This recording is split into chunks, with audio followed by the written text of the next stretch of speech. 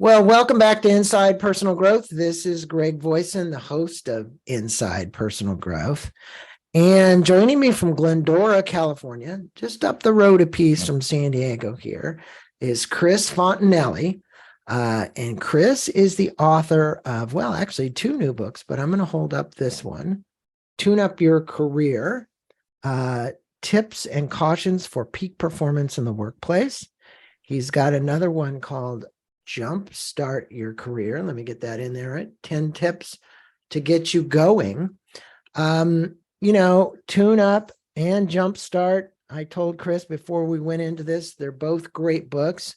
We'll try and weave in a little bit from each of them. Chris, how are you doing today?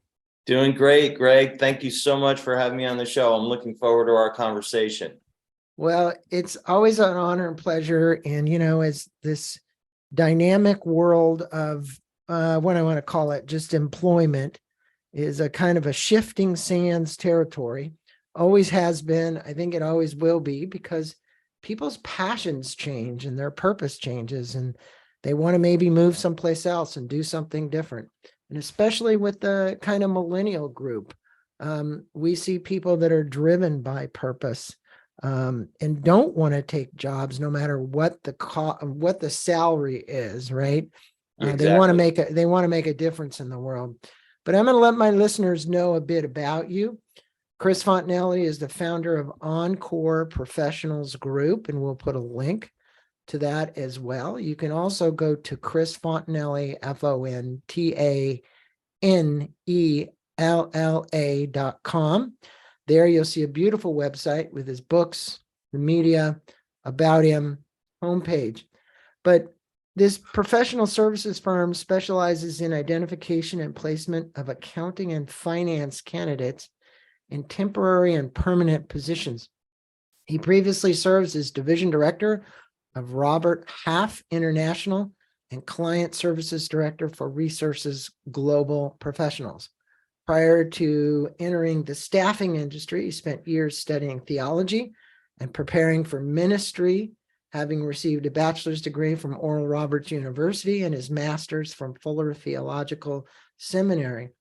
Chris is also the author of Against the Grain, Counterintuitive Ideas on Business and Life, a unique account of the atypical philosophies behind his own success in the competitive staffing industry. Chris continues to provide staffing services through Encore while he explores the world of writing and publication.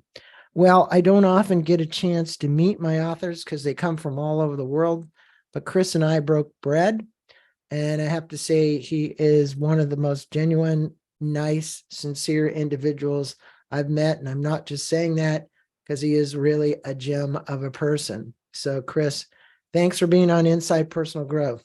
Oh, thank you so much for such a wonderful introduction. I appreciate that. I am so glad to be here.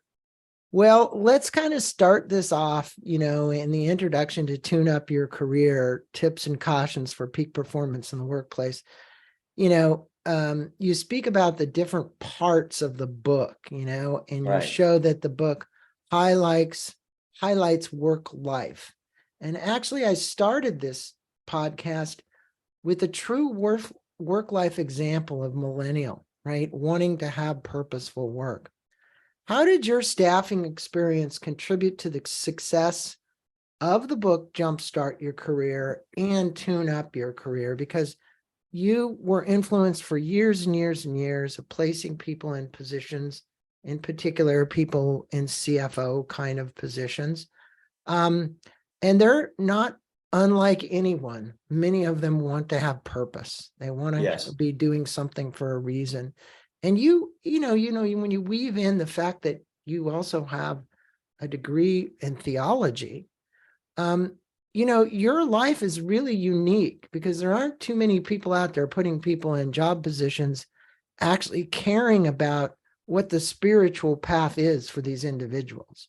Yeah, I mean, both of the books sort of stem from my 30-year career in the staffing world, in the staffing industry. And I'm within the industry, I'm somewhat of an anomaly. As you mentioned, I mean, I've got a degree and a master's in theology. I spent all my years studying for the ministry, and somewhere along the way, I decided to shift gears and to, enter into a different sort of career. And I sort of happened into the staffing world. And you're right. I think what I'm trying to do is help people find what their calling is, that thing that makes them tick, and then sort of help them understand that, you can have a career along those lines. And there are certain things you can do to sort of help you get there, map out your, map out where you want to go with your career, put both hands on the steering wheel of your career and take it where you want to go. And any success that the books are having, I think, is in maybe in recognition of those 30 years in the business of helping people find jobs, and they're seeing that some of the material I'm writing is beneficial and relevant. Well, let me ask you this. When you get a new person that comes in through Encore and you do your assessment, you speak with them, how frequently are you looking at a values alignment? In other words, the values the person has with the values that the company holds, Right. so that there is this symbiotic relationship between what it is I hold near and dear to my heart and what the people that I'm working for. Right. Yeah, there's a real balance that you need to strike between the candidate having the right technical skills for a job. Obviously, that's important. They're being hired to do a certain task or certain duties, and they have to have the skills to do that. But I've always found it's more important in a sense to align those soft skills, right? Like to align an individual with the culture of a company and the spirit of a company. And so over the years, I've found that probably my best placements within organizations are when I've really taken the time and done the due diligence to make sure that what I hear from this candidate about what they want, what's driving them from a career standpoint, that I'm matching that up properly to the type of job I put them into.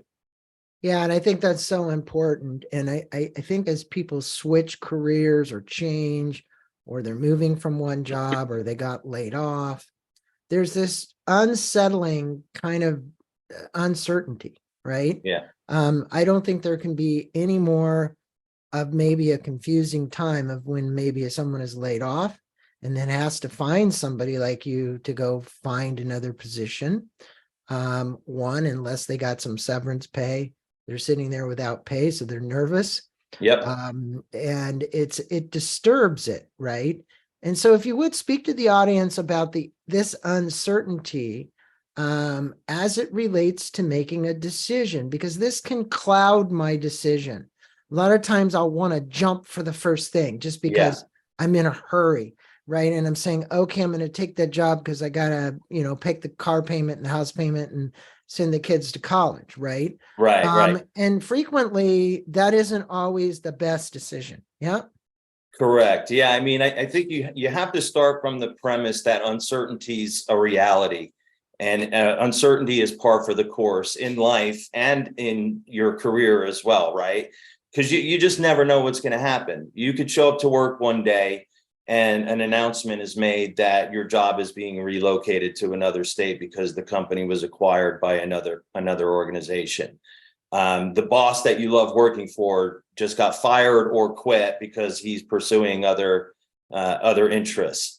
So you just never know what's going to happen, and the inevitability of change and the reality of uncertainty demands that you become adaptable.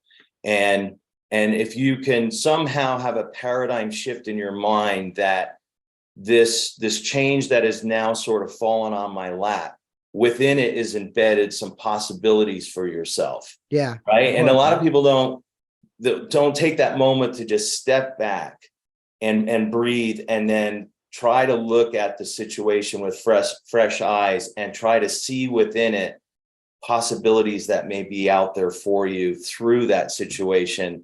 I'm a big believer that moments of destiny are sometimes found in unexpected events, and those and events disruption.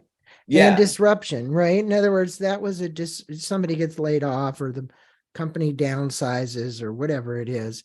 look, we've had companies recently like Google and whatever lay off 10,000 people, right? Right. That downsizing gives you an opportunity to Yeah. re-trigger. We just went through COVID.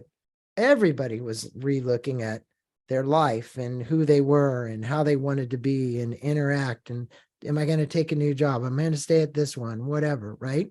Right. Yeah. And Yeah. that's the thing. Like when the uncertainty sort of steps out from around the corner and now you're whatever was undefined, you just kind of had a sense like something uncertain is about to happen, because change always happens, that it's just sort of lurking around the corner and now it steps out from the shadows. Do you view that as an opportunity, or is it something that paralyzes you and keeps you from acting? Well, you speak about that. You say people change in the maze, as mazes have a way of disorienting people, even to the point of remembering who they are, right? You're Yeah. talking about this maze. I'm caught in a maze, Can you tell us a little bit more about life and career challenges and how the mazes affect the challenges? Yeah, I mean, some of my my writing along the lines about work life and life in general being compared to a maze stems from a book by Spencer Johnson called "Who Moved My Cheese?" And the point of the book is that in the maze, people respond differently, and they respond differently because you can get lost in the maze. There's towering walls, there's dark hallways, there's dead ends, and in a sense, we're all sort of like mice scampering here and there throughout the maze, looking for our rewards, our piece of cheese for the work we're doing in the workplace. But again, those sort of challenges create opportunities for you to make the best of a situation. So like there's just, again, it's accepting the reality that life in the workforce can be like a maze, and you got to kind of figure out how to get where you want to go within that to find the rewards that you want for yourself. Well, I remember that book by Spencer Johnson, Who Moved My Cheese. That was a really famous book for people to read inside organizations. And that's a great analogy, actually. Now, because of your theological background, you actually care about people, right? Let's face it. You care about their well-being. You care that they get placed in the right positions. In chapter 2, you state that "Welcome to the Machine" is the Pink Floyd song that warns about the money-grabbing tendencies of the music industry and its records producers. You also tell an interesting story about someone who felt like a machine and did something about it. Can you share that story with the listeners and really kind of the outcome, Yeah. So in the second chapter, I talk about the workplace sort of being very machine-like. And I create a fictional character by the name of Simon. And those who know me and know a bit about my story know that that's sort of loosely based on my own experience. And as you know, and as your listeners know, it's not uncommon for a person to be working for a while within an organization, within a company, and then they start to get to the point where they just feel like they're a cog in the wheel.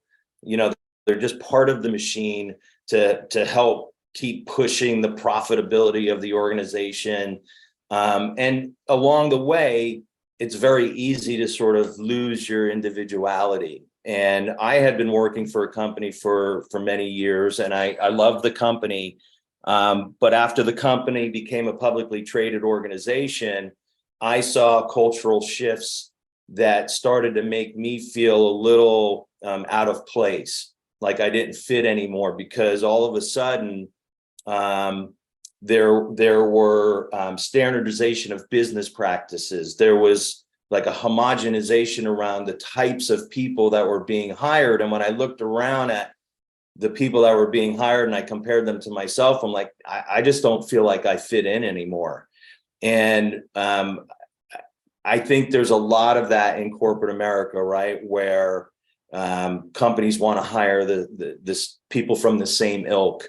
They want to hire people that look the same, talk the same, act the same. And then they base a lot of the company's success on standard business practices. Like if you're a salesperson, we need you to talk this way. Here's the script we need you to follow. And I just knew myself well enough to know that that wasn't going to work for me. I am sort of fierce about maintaining my individuality, and every individual has to ask those kind of questions for themselves about what kind of organization or system or quote unquote machine they're willing to be a part of. Well, it seems to me, as your character, from what I've been able to glean in our meeting together, you obviously have this degree in theology. You've been the undercover evangelist probably in most of the companies that you've gone into. That's what they used to call me, because spirituality in the workplace isn't something that's accepted everywhere, right? Right. But at the same time, you can't divide my work life and my personal life. Right. It's really all one and the same, right? And when you're trying to help somebody find a job, I think that's really important. And if you would state the dissatisfaction at job often happens when someone unforeseen events turns your work upside down. What encouragement would you offer someone who feels that they've gone down the wrong career path? In other words, here they are and they're in the wrong career path, and you're saying they're dissatisfied, they're angry. Yeah. They don't seem like get out of it because the money, the paycheck is the reason. What advice would you give somebody? I think this is a good career tip. Yeah, I mean, just remember that like careers are like complex constructs, right? They're made up of various pieces that are sort of stitched together. I think in one of my books, I say they're almost like Frankenstein, like they, bits and pieces are taken from all over to sort of create, something bigger than itself. And along the way, as your career is evolving, yeah, you're gonna make missteps. You're gonna take steps in the right direction. You're gonna take steps in the wrong direction. You're gonna accept a job with an organization where a few months into it, you realize I'm not really a good fit here. I'm seeing things about the company that I don't agree with from a philosophical standpoint. And I just encourage people all the time to remember that, your wrong moves are not your final moves. And you can always take another step in another direction. You can always redirect your career. You can always reconfigure the map for your career. If we use the map analogy and you've used lines to sketch out, the general area of exploration for yourself with a map, your first sketches are very rarely your final sketches. And along the way, you can erase lines, you can extend the line somewhere to include something new. You could shrink it because you become more focused on what you want to do. So, bottom line is any wrong moves you might make along the way on your career path are not necessarily your final moves. So, for you, Chris, you left Robert Half and you started your own, deal, Encore. And, people think that, when they become an entrepreneur, and it's usually truly the case, they're going to have more control over their life. Although I know many entrepreneurs that the business that itself possesses their life, then there's no work-life balance because they're just so driven by it. What lessons would you give someone who's considering starting their own business? Yeah, I would encourage people who are thinking about entrepreneurship, which for me is somebody who basically has decided they have the guts to go for it. Just to remember that it's important to be willing to start at the bottom, to start from scratch. If you're willing to do that, everything you need to know for the job you're wanting to do, everything you'll need to know to be at the top once you get there, you're going to learn at the bottom. I would encourage people to learn to be comfortable with humble beginnings. There's no overnight successes. I think it was the British author Bernardine Evaristo who said that she was an overnight success, just 40 years in the making. When I talk about entrepreneurship, a lot of times I remind people that starting small is never wrong, but thinking small is always. If you're going to be an entrepreneur, you should remember to accept failure as part of the process. And remember that like the road to entrepreneurial success is never really a direct route. It's more of a winding road that's an amalgamation of, the right steps, the wrong steps. It's got a lot of twists and turns. Sometimes you end up in a dead end and you got to backtrack. But all of it ultimately contributes to getting you where you need to go. And then finally, I would tell people to not underestimate the importance and the value of determination. In a lot of cases, your determination is going to be more important than the degree you have. Yeah, determination and commitment are a big one, for anybody. I remember Zig Ziglar saying, I used to go to his meetings. It's not your aptitude that determines your altitude, it's your attitude. Right. I'm going to say it's your attitude and determination. Now, if you would, you say, if you hope to retain control over your career, you must learn to recognize the changing landscape within the company you work for, as well as the broader economic market.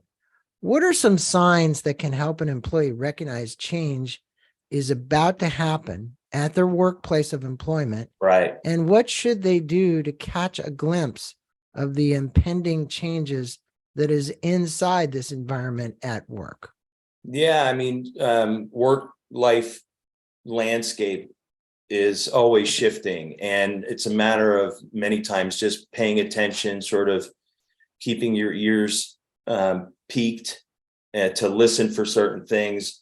But there are things that are pretty recognizable. Like if you start to hear about or read about industry consolidation within the business sector that you're a part of, your company may potentially be a takeover target.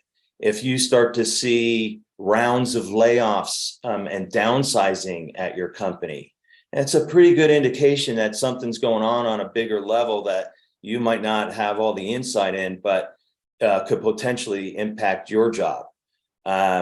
Maybe your company is looking at outsourcing a lot of roles. Typically, companies are looking to save some money, so they'll outsource a lot of particularly like transactional type related roles overseas because it's just a cheaper cost of hiring people. And then there's all the macroeconomic conditions, like you mentioned COVID. There was the Great Recession. There were all the thousands of tech layoffs that took a lot of people by surprise. There's inflation. Events like these often pressure companies to make decisions that affect employees. But if I can suggest, those things just are reminders to you of your need to be willing to adapt.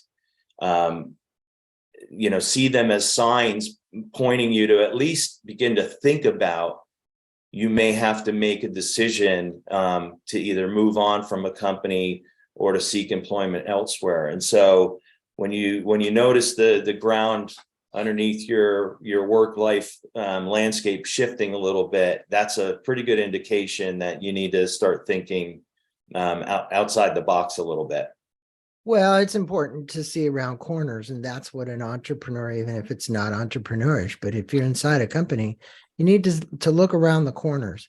You don't want something to broadside you or hit you right in front of the face, and it was staring you in the face all the time without you being aware of it. And what you're saying is, keep your eyes and ears open, listen for things, observe things, look what's going on inside the organization, put the dots together, and then act accordingly, right? Yes. That's a good strategic plan in a sense. And that also applies to, the interpretations that one makes. Let's face it, when you go to get a degree in theology, you're not doing it for the money. But we are ranked on salary frequently. This society's check marks in the boxes are like, well, how much did Greg make? How much did Chris make? And the reality is that it is. But if you go backwards and you take a reversing in pay and you go down the ladder because you weren't satisfied with what you're doing, if you would speak with the listeners, and the question here was, when does it make sense for me, you, anybody, to considering taking a lesser position, a lateral move in the company, or a downsized position? And what might be the predicator to that? What things might possess me to want to do that? Yes. Yeah. I addressed that topic in the book, sort of in the broader space of being true to yourself, and sort of right sizing yourself within the organization of which you're a part. It's sort of a matter of putting yourself in a role that allows you to fully utilize your gifts and talents, putting yourself in a role that allows you to be the individual you want to be, and that will allow you to feel fulfilled in what you're doing. Over the course of your career, you've probably have ascended up the corporate ladder. You've probably gotten increases in your pay, and that's great. With that, a lot of times comes a host of responsibilities, the management of staff, different stresses. And there's nothing wrong like that, but you may eventually find yourself at a point in your career where that's not really the person you want to be anymore. And now it's a matter of, as I said, right sizing yourself within the organization. I actually had to do that. I was working for a company that I had sold my business to, and a lot was going on with the organization. There was managerial changes at the CEO level, a lot of cultural shifts in the company. I left for a while. I was brought back to rebuild the business after the Great Recession. And I basically ended up being a one-man show. I was doing all the recruitment for the company. I was doing all the business development. Not for the company, I should say, for my market. I was doing all the business development. I was managing the office. I was managing the P&L. And I got to a point and I realized, you know what? I really don't want to be the market leader. I don't want to be the guy that's responsible for the whole Los Angeles market. I really just wanted to go back and be a business development guy, which I felt tapped into my greater strengths as an employee. So I had to sort of raise my hand. I called the CEO and I said, look, for us to really grow the region the way I think we can grow the region, we're going to need to do something here. And the CEO wisely asked me, what are you not wanting to do?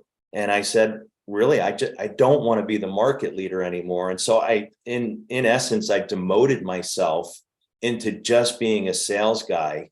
Although maybe that's not a great way to say it, just be a sales guy, because the sales guys are the ones driving all the revenue, right? Right. But that ended up being a great decision, because then we recruited a guy that was actually an exceptional market leader. He didn't get overly stressed by the responsibility of the P&L statement. He didn't get overly stressed by managing the staff within the office. And then I was cut free to go knock on doors and find new business opportunities for the firm. And then over I think a 3-year period of time, we grew the business from about 2.5 million in revenue to about 10 million. And so that to me sort of was an indication that when you put yourself in the right role for yourself, and maybe open up a position for somebody else that has the right skills for a different role, the combined effort can lead to great success. So I'm a big believer in right sizing yourself and finding the right role for yourself in an organization. And sometimes that means stepping down. It's such an important thing that you said, because, when you're literally assessing your talents and skills, and you're saying, this is what I love doing. This is what I love. This is my purpose. I like being out with the people. I like talking to people. I like finding out and inquiring. You're a curious guy. I've known that since we first met. And that curiosity needs to be, you have almost an insatiable appetite for it, right? But if Right. you are going to like dig into P&Ls and run an office and do the rest of the stuff, those are the mechanics of it. You're a people person. You wouldn't have gotten your degree in the seminary if you weren't a people person. Right. And I think knowing who you are and where you can best fit in the puzzle piece of a company, you say the maze, is really important. Where can you excel within that organization? Yeah. And And that's, if I may, and that's why the topic of stepping down is sort of couched in the broader topic of being true to yourself. And it really is important for you to sort of look inside yourself and know who you are, know what things make you tick, what your interests are, the things that you love to do. As you mentioned, for me, I've always been sort of a people person, and I was an okay market leader. I managed the P&L and I did what I had to do to run the office, but I excelled at getting in front of a potential client. I excelled at meeting a candidate and getting to know them, and then doing the work to match them up to the right client, and then making a placement. so the thing is that we often find ourselves at this crossroad in our careers, and we're seeking something more. We don't always know what the more is, but we know deep in our heart something needs to shift, to change for us. There's all kinds of assessments, the DISC assessment. There's lots of things I can take, personality profiles. You've been in this industry for a long time, and you want to kind of measure it. And when you're kind of lost, you need somewhere to ground, right? What recommendations would you have for assessments that individuals might want to take to really help find themselves and find where they might be from both a career and a personal standpoint? Yeah. The mythologists talk about putting yourself in what they call a walled garden. It's sort of the place you retreat to ponder, to contemplate, to reflect. It's like intended isolation, where you have time to let your mind roam free. And I've always found that when I've taken the time to do that, I get a little more in touch with myself. I start to feel a little more grounded in who I am as an individual. I'm reminded of the things that are important to me, the philosophies, beliefs, and thoughts that are important to me. And so I try to encourage people to, in whatever way makes sense for them, right? Because we all come from different belief systems and religious beliefs, or whatever the case may be. But however you do something along those lines, make sure you're carving out some time in your day. And if you could do it every day, all the better, to just reflect, contemplate, and ponder. And Mm-hmm. I've always found that completely helps with getting in touch with yourself. And then that ultimately becomes sort of how you're able to know which road to walk down and what path to take. Well, I think you did it. Look, you became an author here. You've now written 3 different books. You did this because you personally kind of have shifted. You took time to contemplate, determined what would be the next. I think we reach stages in our career, stages in our life, where we want something more for ourselves and the people that we influence. Yep, And your absolutely. books are a great example of how you can influence people in the world. And that is a great thing. Now, at the end of each of the chapters of the book, you have a feature called Spark Plugs, and reviewing key points that can be easily referenced later. And I'm going to hold these books back up again so that the listeners know. And here's Jumpstart Your Career, and then is Tune Up Your Career. And you can get both of these off of Amazon. I encourage people to, they're really easy reads. Look, there's the size of both of them together. And you get some great tips in here. And these spark plugs are referenced at the back of the chapters, offering exercise that reinforce the material in each of the chapters. Yeah. If you were going to leave the listeners with 3 spark plugs from Tune Up Your Career, or 1 from the other book and a few from Tune Up Career, what would those be and why? First, I would say that changing circumstances at work create opportunities. I think I mentioned earlier in the broadcast that moments of destiny are often embedded within these sort of unexpected events that pop up and spring up. You could just bank on it. Like if you're working somewhere and you've been there a while, something's going to change. Change is inevitable, and start to reshape your thinking that within that change, there's opportunity for you, and then use that to sort of springboard into something new for yourself or to further yourself down your career path. The next thing is personal accountability is the foundation of every noteworthy career in my mind. Keeping your hands on the steering wheel of your career vehicle is of utmost importance for you to take your career where you want it to go. Don't rely on a boss. Don't rely on others. Don't rely on your parents. Don't rely on anybody else to have the career that you want. Ultimately, that responsibility, rests with you. And then lastly, I would say, and again, it's another one we've touched upon, but wrong career moves are never final career moves. You can make 1,000 wrong career moves, and the 1,001st next move is the one that sets you going down the path and going down the road of exactly where you were meant to go. So it can be disheartening sometimes to make a wrong move because maybe you got to backtrack, you got to turn the vehicle around, or whatever the case may be. But you always have the ability to make another choice, another step in another direction. So, wrong moves are never final moves.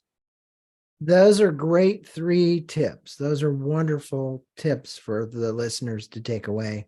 And, if you get laid off and you feel like you've been kicked and you get depressed by something like that, easier said for us to say, but the only thing that keeps you down is your own mental mindset to keep you down.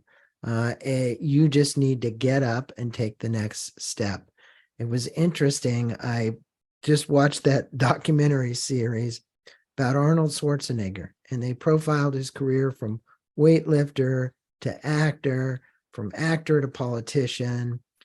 And he admits all these mistakes, but he said whenever he was down and made huge mistakes, and I think this is true in our careers, in our life, and he said, just do something.